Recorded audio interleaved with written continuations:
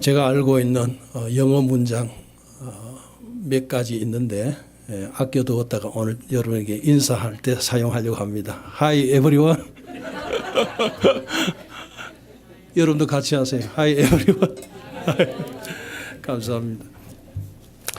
사실 제가 이제 한 달 동안 지금 여행 중인데 우리 진철군 여러분 많이 사랑해 주시고 또 여기서 신앙생활 열심히 하고 있다는 거 너무 감사하고 뿐만 아니라 또 우리 성도님들이 저희를 매우 환영해 주시고 또 잘 섬겨 주셔서 너무 감사합니다. 제가 고국으로 돌아가면 이 교회를 위해서 생각날 때마다 기도하도록 하겠습니다. 그리고 오늘 또 우리 유 목사님과 또 당에서 저를 또 이렇게 말씀을 전가할 수 있는 기회를 주신 거 너무 감사하고 두렵고 떨림으로 말씀을 전합니다. 먼저 한번 따라해 봅시다. 모든 것이 하나님의 은혜입니다. 성도님의 덕분입니다. 은혜 많이 받으십시오. 여러분이 교회 올 때마다 꼭 이 마음을 가지고 예배에 참석하세요. 지나온 세월을 한번 돌이켜 보세요. 오직 하나님의 은혜일 뿐입니다. 그리고 옆에 있는 성도분들 손을 잡으면서 같이 인사합시다. 성도님의 덕분입니다. 네. 여러분, 하나님은 고독을 싫어하세요. 하나님은 고독을 알지 못합니다. 그래서 아담을 만드신 후에 하와를 만들어 주신 거예요. 우리 성도들도 마찬가지입니다. 정말 군중 속의 고독이라고 얼마나 이 세상 물질 문명은 발달했지만 참 살면 살수록 고독한 게 인생이에요. 그래서 우리 성도들끼리 서로 손을 잡아주면서 성도님의 덕분입니다. 이런 마음으로 그렇게 서로 대하시기를 바랍니다. 자, 오늘 여러분 잘 아는 에베소서 5장에 있는 본문입니다. 이 본문을 읽으면 읽을수록 헷갈린다고요. 도대체 부부 관계를 얘기를 하면서 또 계속해서 그리스도와 교회의 관계로 이렇게 설명을 하거든요. 그래서 가정의 중요성을 얘기하는 듯 하면서 그리스도와 교회에 대해서 또 얘기를 한단 말이에요. 헷갈려 죽겠어요. 자, 그 본문 중에 특별히 그 32절을 보세요. 거기 보면 이 비밀이 크도다. 뭐라고 얘기했습니까? 나는 그리스도와 교회에 대하여 말하노라. 분명히 그렇게 말씀하셨어요. 그 바로 앞에 있는 말씀이 창세기 2장 24절에 나오는 말씀입니다.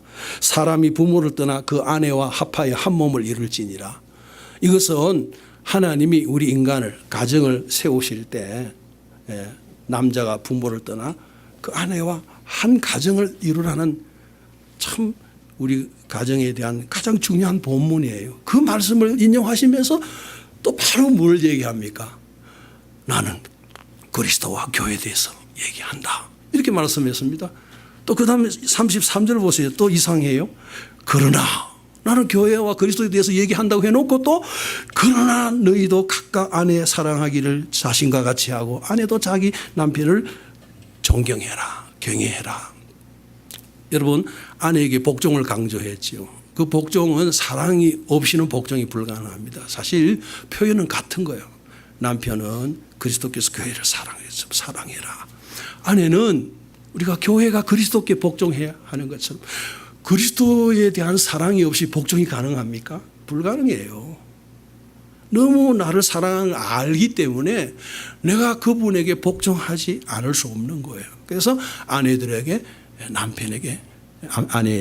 남편에게 복종하라. 그렇게 말씀하신 겁니다. 자, 여러분 그동안 이런 한 10여 년 전부터 그런 캐치프레이즈가 있었어요. 교회는 가정처럼, 가정은 교회처럼. 그러니까 오늘 이 본문은 분명히 가정에 대한 중요성을 얘기를 하면서 그리스도와 교회의 관계를 설명하고 있는 거예요. 그러니까 가정이 얼마나 중요하냐면 그리스도와 교회의 관계로 설명하지 않고서는 이해될 수 없는 게 가정이다 이거예요. 그만큼 가정이 중요하다. 아마 바울은 그랬던 것 같아요. 다른 그 이어지는 본문도 다 마찬가지거든요. 상전들에게 어떻게 해야 될 것이나 이웃에 대해서 어떻게 할 거냐 하는 모든 말씀은 죽게 대하듯 하라는 거예요. 여러분, 우리 그리스도인의 인간관계의 가장 중요한 말씀은 모든 사람을 죽게 대하듯 하는 거예요. 남을 나보다 낮게 여기는 거예요. 딱 그 마음을 가지고 다른 사람을 대하세요. 예, 그러면 그리스도인다운 태도와 그런 행동이 나올 수 있다고 봅니다. 예, 그래서 교회는 이 가정과 연결해서 생각해 볼 때 확대된 가정이라는 거예요. 여러 가정이 모여서 교회를 이루는 거잖아요. 그러면 가정은 뭐냐?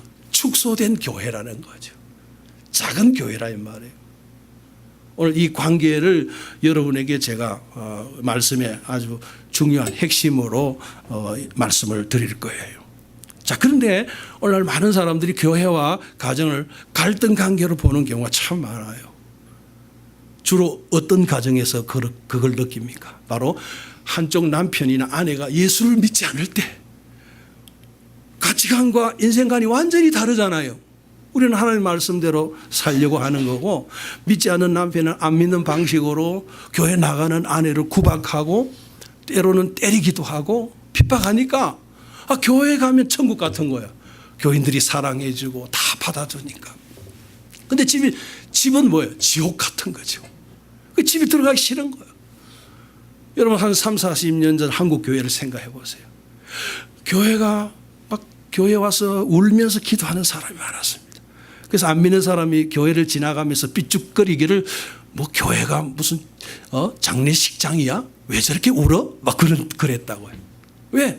너무 믿지 않는 시부모나 가족들이 핍박을 하니까 내 억울하고 안타까운 하소연을 하나님만이 이해할 수밖에 없으니까 교회 와서 오면 우는 거예요. 그래서 교회는 도피처예요.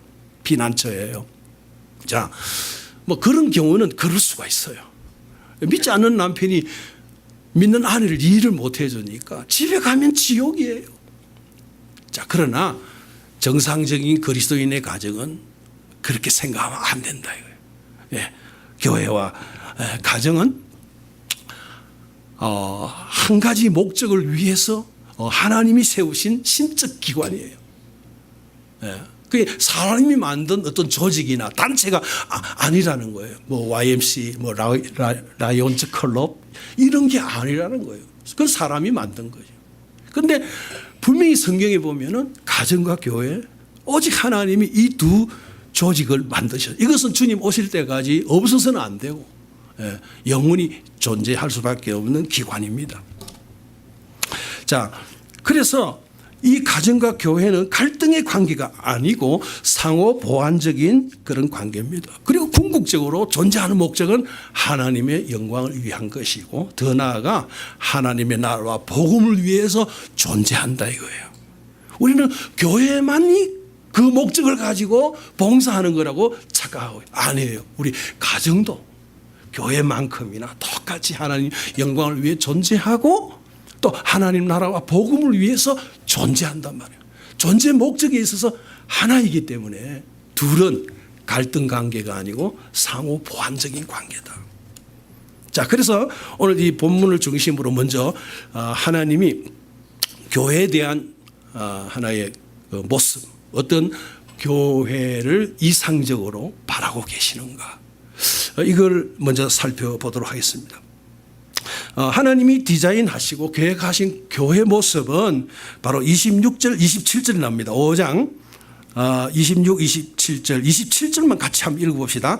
자기 앞에 영광스러운 교회로 세우사 티나 주름 잡힌 것이나 이런 것들이 없이 거룩하고 흠이 없게 하려 하십니다. 아멘. 자, 주님이 원하시는 교회는 영광스러운 교회예요. 여러분, 오늘날 지상에 있는 교회는 사실 뭐 교회가 싸워서 갈라지기도 하고 교회 안에 여러 가지 문제가 있어서 오히려 교회가 마음의 평안을 얻으려고 갔다가 상처받는 경우도 참 많아요. 또 TV에서 종종 심지어 목사님들도 사고를 쳐서 참 하나님 영광을 가릴 때 어떤 때는 지구멍이라도 있으면 막 숨고 싶은 그런 때가 없잖아 있어요. 그러나 여러분 교회의 본질은 그게 아니라는 거예요. 예, 우리가 죄성을 갖고 있는 우리가 잘못해서 하나님의 영광을 가릴 뿐이지 교회 본질은 뭐예요? 예, 교회는 그리스도의 몸이에요. 그의 신부예요. 그래서 아담이 하와에게 하나님이 짝지어 주실 때 첫눈에 반했어요. 이는 내 뼈 중에 뼈요 살 중에 살이로다. 이게 한국식으로 의역을 한다면 이래 봐도 내 사랑 저리 봐도 내 사랑, 그치나 아니나 내 마음에 쏙 든다 이거예요. 어떤 갈등이나 그런 이질감을 느끼지 않고 내 마음에 쏙 드는 그런 여자를 하나님이 짝을 지어줬단 말이에요. 얼마나 흡족했으면 그렇게 세상에 그렇게 훌륭한 사랑의 고백은 없어요. 솔로몬이 술람이 여인 보고 나의 사랑 나의 어여쁜 자야 나와 함께 가자. 여러분 우리 주님이 생각하시는 이 교회는 신부의 신부 얼마나 사랑하시는지. 그래서 이 교회를 주님의 보혈로 깨끗하게 씻으사 하나님 앞에 거룩하고 흠이 없는 존재로 세우시기를 원한다. 하나님의 교회는 영광스러운 교회예요. 여러분 우리 그리스도인들이 종종 그 단어만 생각해도 가슴이 뛰고 때로는 눈물이 쏟구칠 수 있는 그런 단어가 있습니다. 그게 뭐예요? 여러 가지가 있죠. 하나님의 은혜. 여러분 다른 세상 모든 종교와 구별되는 게 은혜입니다. 기독교는 은혜를 빼놓고는 기독교를 설명할 수가 없어요. 하나님의 사랑, 십자가의 사랑. 하나님의 사랑은요 시리고도 아픈 사랑이에요. 자기 아들을 십자가에 못 박지 않으면 안 되는 사랑이에요. 얼마나 우리를 사랑했으면 예수님을 버리시고서라도 우리를 택하신 하나님의 뜨거운 사랑이에요. 그런 양면성을 갖고 있다. 하나님의 사랑. 그 사랑 그러면 사랑이란 말만 들어도 막 가슴이 막 심장이 멈출 것 같은 그런 충격을 받아야 돼요. 성교 너희는 땅 끝까지 가서 복음을 전해라. 우리 특별히 젊은이들은 성교 그러면 막 피가 막 거꾸로 막 용솟음 쳐야 돼요. 복음을 전해야 된다. 예? 그 중에 하나가 많은 분들이 우리의 가슴을 뜨겁게 하는 단어 중에 하나가 바로 교회라는 거예요. 그러면 교회 가면 얼마나 골치 아픈데. 예? 그 교회에 대한 인상, 이미지가 그렇다니까. 더구나 한국 교회가 그러세요. 많은 분들이 서로 자기 지식을 총동원해서 교회를 공격합니다. 교회가 이래서는 안 되고 저래서는 안 되고 얼마나 똑똑한지 몰라요. 그런데 주님의 관점에서 교회를 보는 사람이 많지 않아요. 교회만 생각하면 눈물이 나고 가슴이 뜨거워지고 목이 메이고 영광스러운 주님의 교회인 걸 믿으시기 바랍니다. 교회 건물이나 이런 외적인 거 보지 마세요. 본질적으로 교회는 영광스러운 교회입니다. 또 교회 역할이 영광스럽습니다. 세상에 자기를 희생하면서 다른 사람 영혼을 구원하고 저 아프리카 오지에 가서 자기 청춘을 다 바쳐가면서 가족을 희생해가면서 복음을 전하는 이런 종교가 세상에 어디 있나요? 한 영혼을 구원하는 것이 하늘의 별같이 빛나고 영광스러운 일인 걸 믿으시기 바랍니다. 교회 하는 일이 영광스러워요. 그 다음에 앞으로 완성될 하나님의 교회. 요한계시록에 보면 새 예루살렘. 그때는 하나님의 나라와 교회가 완전히 일치가 되는 거예요. 여러분 이 세상에서 하나님 나라와 교회는 일치가 안 됩니다. 교회는 하나님의 나라를 보여주는 곳이에요. 보여주는 것이지 완벽하게 하나님의 나라를 증가하지는 못해요. 물론 그렇게 하려고 노력하는 거죠. 그 하나님의 나라와 교회가 완성되는 그 때가 옵니다. 그 예수님이 재림하시는 그때이지요. 그러니까 우리는 그 영광스러운 새 예루살렘 성 하나님의 교회, 완성된 하나님의 교회를 바라보면서 우리가 신앙생활 할 때 막 강력스러운 거예요. 지상의 교회는 문제가 많지만 그러나 하나님께서는 결국 이 교회를 완성시키실 것이다. 어떤 교회로? 영광스러운 교회로. 자, 이런 것을 우리의 현실에서 이루기 위해서 우리가 어떻게 해야 되냐 이거예요. 거창한 프로젝트를 그렇게 만들어서 많은 행사를 하고 하느냐. 물론 그것도 중요하지만 본질적인 의미에서 더 중요한 게 있습니다. 바로 교회가 가정과 같은 교회가 되는 거예요. 이게 너무 중요합니다. 자, 여러분, 교회가 엄마 품 같고, 언제든지 돌아가고 싶은 고향 같고, 혹시 연세 많으신 분들 기억합니까? 3, 40년 전에 직장에서 혹은 학교에서 돌아가면 엄마가 밥을 무슨 그릇입니까? 주스거로 만든 그릇이나 혹은 텍스트 얕은 그런 그릇이죠. 야간 그릇이나 해서 그 아래 우묵에 말이죠. 이불로 다 덮어놔서 따뜻한 밥 먹이려고 그렇게 기다리는 그것이 가정이다 이거예요. 여러분, 오늘날 교회가 대형화되고 자꾸 조직이나 이런 프로그램은 매우 강화되어 있습니다. 사실 우리가 40, 50년 전에 제가 예수 믿을 때는 교회 이런 프로그램 하나도 없었어요. 여러 가지 프로그램입니다. 오직 그저 예배드리고 찬송하고 기도하고 돌아가고 또 모이면 예배하고 기도하고 찬송하는 그게 전부였어요. 그렇게 아주 요란한 프로그램이 없었어요. 그러나 따뜻한 정원이 있었습니다. 가정 같은 교회가 될 때만이 우리가 추구하는 그 교회 목표를 이룰 수가 있다고 하는 겁니다. 자, 여러분, 마치 교회는 가정과 같아야 되는데 마치 어머니가 10명의 자녀가 있어도 누구에게 관심이 제일 많이 갑니까? 똑똑하고 공부 많이 한 자녀? 사업해가지고 돈 많이 벌고 아주 사회적으로 유능한 자녀? 아니에요. 네. 자식 중에 가장 못나고 병약하고 돈도 못 벌고 그런 자식이 다 가슴 아프고 그 자식을 돌봐주고 싶은 게 부모 마음이에요. 여러분, 교회도 그래야 됩니다. 교회도 가장 가난하고 뭔가 외롭고 다른 사람이 도와주지 않으면 살아가기 어려운 이런 소외된 이웃들을 우리가 환영하고 더 많은 관심을 가지고 돌봐줘야 됩니다. 그렇지 않으면 교회의 존재 의미를 상실하게 됩니다. 아무리 거창한 교리를 얘기해도 귀에 들려오지 않습니다. 그래서 모든 교회 성도들은 서로 간의 사정을 알고 기도할 수 있어야 됩니다. 미국은 개인주의가 발달해가 남의 일에 관심 가지는 게 그게 바로 신뢰라고 생각하잖아요. 물론 상대방을 간섭하거나 그러기 약점 잡기 위해서 관심을 갖는 건 좋지 못해요. 그러나 정말 진심으로 그 사람을 이해하고 도와주기 위해서 사랑하기 때문에 그러기 위해서는 서로 알려고 노력해야 되죠. 그래서 기쁜 일이 있을 때는 함께 기뻐하고 슬픈 일이 있을 때는 함께 또 슬퍼해 줄 수 있는 이런 교회가 되어야 된다. 그래서 교회가 너무 대형화되는 거 문제점이 많습니다. 오늘날 그것을 두고 많이 이제 신학자나 또 교회 성장학자들이 반성을 하고 있어요. 서울에서는 자주 그런 일이 일어난답니다. 이제 차를 타고 가다 접촉사고가 있습니다.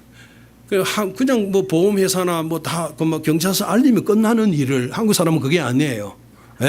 목소리 큰 사람이 이긴다고 대놓고 삿대질하고 당신 끼어들기냐, 당신 눈이 있어 없어 막 그런다고요.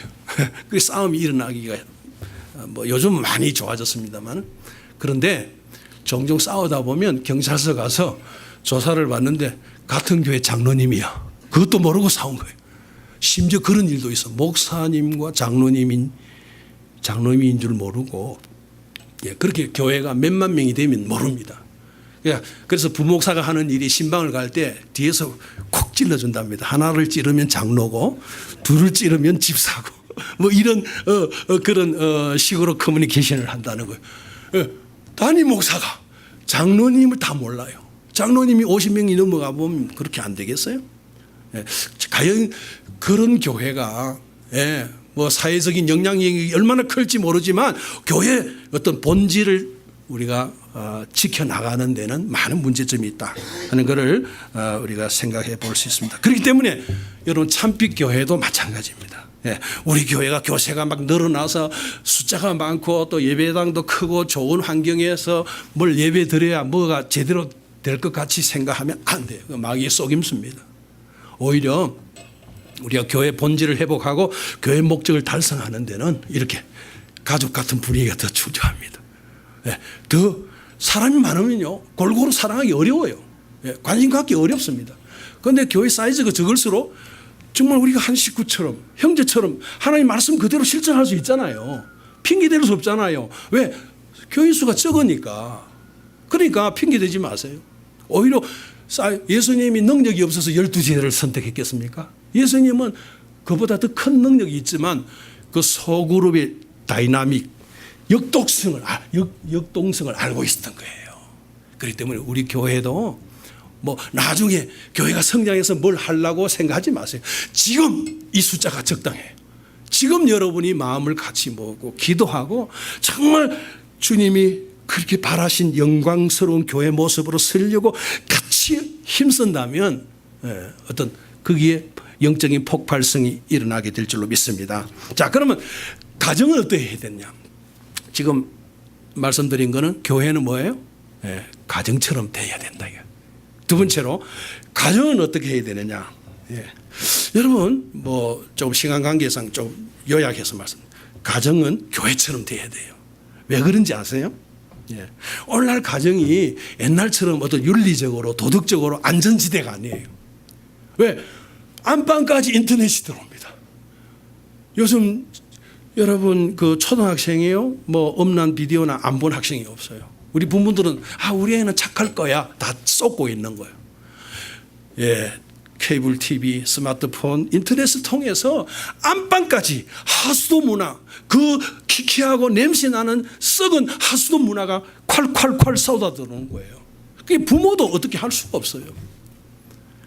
이 가정이 그렇게 이제는 옛날처럼 도덕적으로 이렇게 어떤 안전한 뭐 펜스가 쳐져 있는 곳이 아니라니까요. 그래서 어떻게 해야 돼요?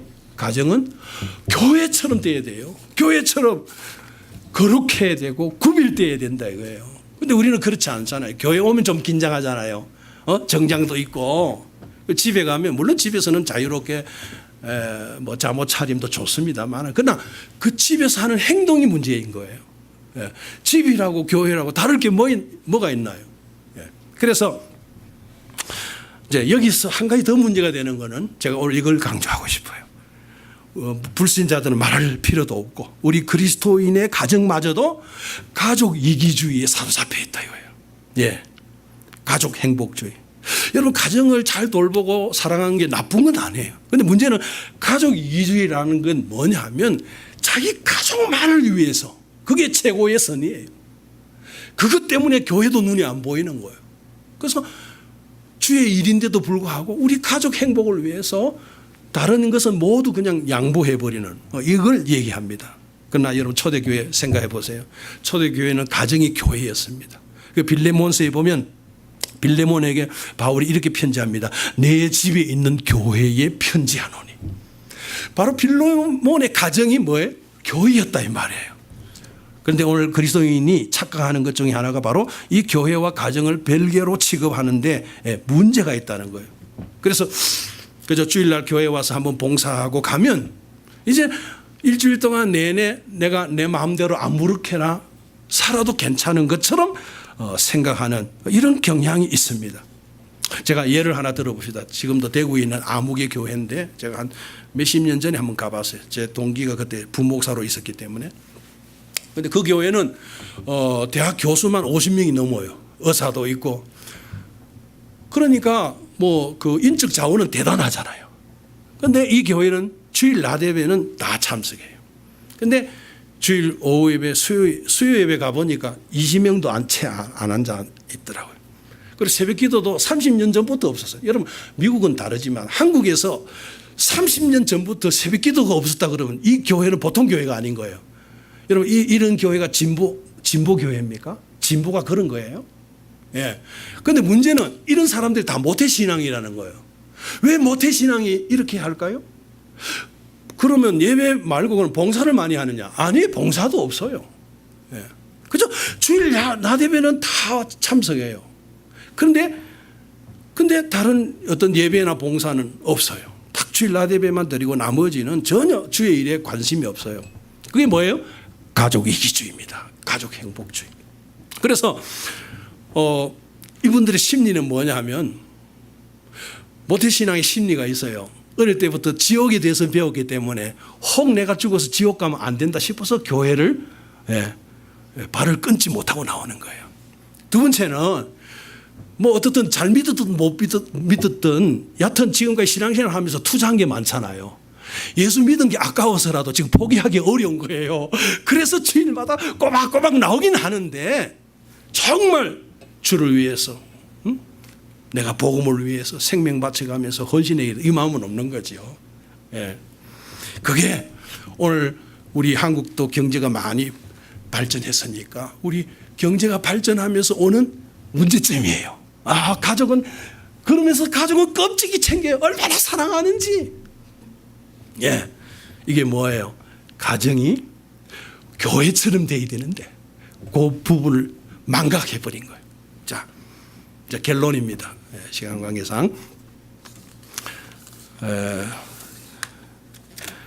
자, 그러면 이제 이 교회와 가정이 이제 어떤 한 목적을 가지고 있다고 그랬잖아요. 또 공통점이 많아요.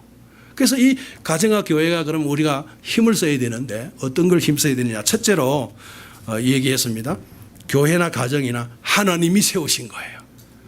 여기에 대한 우리는 경건한 두려움이 있어야 됩니다. 여러분, 나 교회를 함부로 얘기하는 사람 막 서울에는 그런 일이 있었대요. 그 장로님이 얼마나 화가 나셨는지 그렇게 된 동기와 과정은 모르지만 신문에 났어요. 성찬식 때 성찬상을 엎은 거예요. 예. 정말 그 교회가 마음에 들지 않고 문제점이 있다면 자기가 조용히 나가서 좋은 게 찾아가면 되잖아요. 뭐 때문에 주님의 살과 피를 기념하는 그 거룩한 예식을 그렇게 행패를 부리느냐 이거예요. 이거는 예수님이 없는 거예요. 여러분 잘 하셔야 됩니다. 예. 여러분 세상의 모든 일을 내가 다 심판하려고 하지 마세요. 하나님께 맡기시고. 그러니까 교회를 어떻게 봤으면 그런 행동을 하느냐 이거예요. 지금 내 그 예를 들려고 그러면 뭐 한 적 없이 많이 있습니다. 그러니까 교회는 하나님이 세우신 거고 여러분 가정도 마찬가지예요. 여러분 또 교인들이 우스운 게 가정을 우습게 여겨요. 교회는 그래도 좀 그 함부로 우리가 그렇게 하면 안 된다. 여러분 가정도 교회만큼이나 너무나 중요해요. 그래서 성경에 보면 이혼은 안 된다. 뭐 여러 뭐 자식이 부모를 때리면 사형에 처하라. 다 그게 뭐냐면 가정 파괴범이에요. 하나님은 가정을 교회만큼이나 중요하게 여기기 때문에 가정을 파괴하거나 가정에 어떤 문제점을 일으키는 건 다 하나님이 악한 죄로 그거 극형에 처했어요. 물론 구약시대 거를 문자적으로 우리가 지금 할 수는 없어요. 자식 말 안 듣는다고 내가 죽일 수 있나요?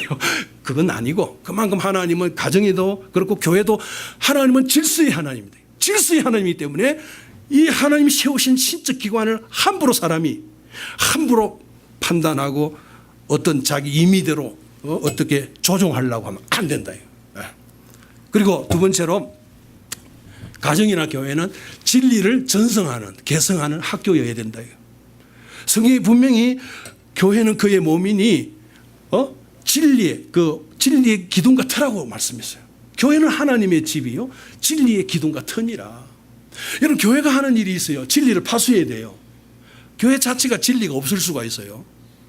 진리를 먼저 배우고 진리 안에 견고하게 써야 됩니다. 그 다음 뭐예요? 진리를 전파해야 돼요. 진리를 파수하는 일, 지키는 일과 전파하는 일 굉장히 중요합니다. 마찬가지로 우리 가정과 교회가 뭘 해야 됩니까? 400m 계주 경기와 같은 거예요.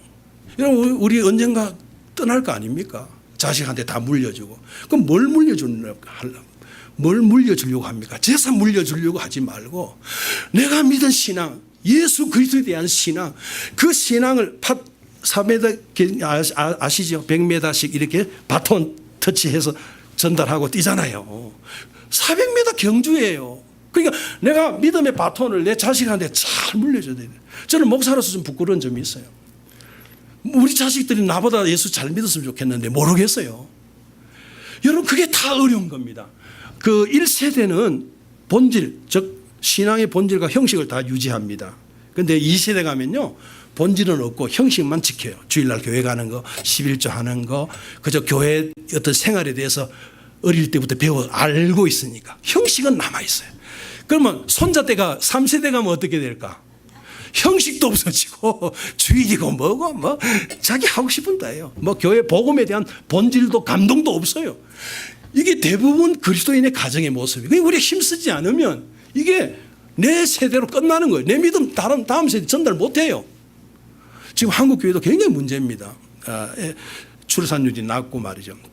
워낙 교육비가 많이 들고 취직이 어려우니까 결혼도 늦어지고 애를 안 낳는 거예요.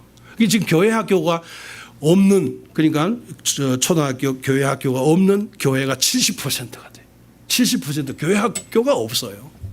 이게 다음 세대에 우리가 진리를 전수해야 되는데 그렇게 하지 못하는 지금 그런 딜레마에 우리가 빠져 있습니다. 우리 미국 교회도 마찬가지로 봅니다. 그 다음에 이 교회의 가정에 가장 중요한 게 뭐냐면 또 인간과의 관계의 기초가 된다는 거예요. 여러분, 나 혼자서도 평안하게 잘 살 수 있어요. 근데 왜 사람은 사람 인자가 서로 나무 막대기를 2개 걸쳐 놓은 형상이라고 그러잖아요. 서로 의지하면서 도우면서 살아야 된다. 사람은 사람 속에서 사람이 되는 거예요. 물론 칸트는 그런 얘기했어요. 오직 인간만이 교육으로서 인간이 될 수 있다. 교육도 중요한 거고 또 중요한 거는 인간은 언제나 관계성 속에서 성품이 자라는 거예요. 그래서 여러분도 마찬가지입니다. 교회가 중요한 이유는 교회에 오면 더 많은 사람을, 다양한 사람을 만나요. 우리 가족 외에 많은 사람을 만나요. 내 성격과 또 취미생활과 전혀 맞지 않는 사람도 만나요. 그런데 하나님이 그 사람을 붙여주신 이유가 있어요.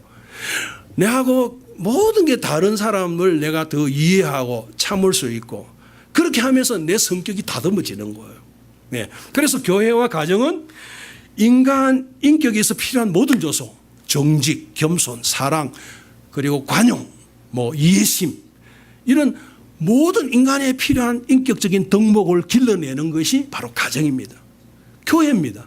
그 일을 위해서 여러분 힘쓰시기 바랍니다. 그래서 성경에 보면 감독의 자격도 나오고 또 뭐예요? 또 장로 자격, 집사의 자격이 나오는데 공통적으로 강조하는 게 있어요. 그게 뭐냐면 내 한 아내의 남편이 되며 또 집안을 잘 다스리는 자일 것이며 자녀들에게 존경받는 자라야 된다. 이 공통적으로 나옵니다.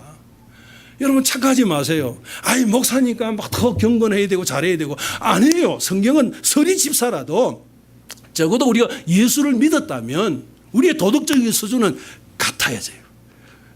하향 평준화가 되면 안 됩니다. 그러니까 감독 자격이나 집사 자격이나 같아요. 그 중에서 가장 중요한 건 한 아내의 남편이 되는 거예요. 자기 집안을 잘 다스려야 돼요. 자식들에게도 존경을 받아야 돼요. 그게 굉장히 중요한 직분자의 자격입니다. 그 다음에 교회는 축복의 그릇이고 천국의 모형입니다. 자, 여러분 자녀들이 한번 지금 큰 아이들은 말도 안 들을, 대화도 안 될 테니까 내버려 두고 적어도 초등학생 이하의 자녀가 예를 들어 교회 학교 갔다 와서 엄마한테 묻습니다. 엄마, 천국이 뭐야? 오늘 선생님이 천국에 대해서 얘기를 많이 하는데 천국이 뭐야? 그럴 때 여러분 어떻게 대답해 주겠습니까? 그러면 엄마가 그래 가만히 있자. 어떻게 설명하면 좋을까? 천국은 내 생각에 천국은 엄마 아빠와 너희들과 같이 있는 이 가정과 같단다. 그럼 그 아이들이 와 그래요? 행복한 것이군요. 나도 천국에 가고 싶어요. 이렇게 반응이 나오면 좋을 텐데 에이씨 나 그러면 그 천국 안 갈래. 그런 자녀들이 많다 이거예요. 왜? 예수 믿는 우리가 가정에서 작은 천국의 모습을 못 보여주니까 자기가 볼 때 부부 엄마 아빠가 맨날 싸우거든. 그런데 우리 가정과 같다니 그러면 천국이 끔찍하잖아요. 그래요. 여러분 우리가 죽으면 주님 몇 가지 질문하실 거예요. 그 중에 하나가 내가 너에게 맡겨준 가족을 어떻게 돌봤느냐. 이게 굉장한 질문이에요.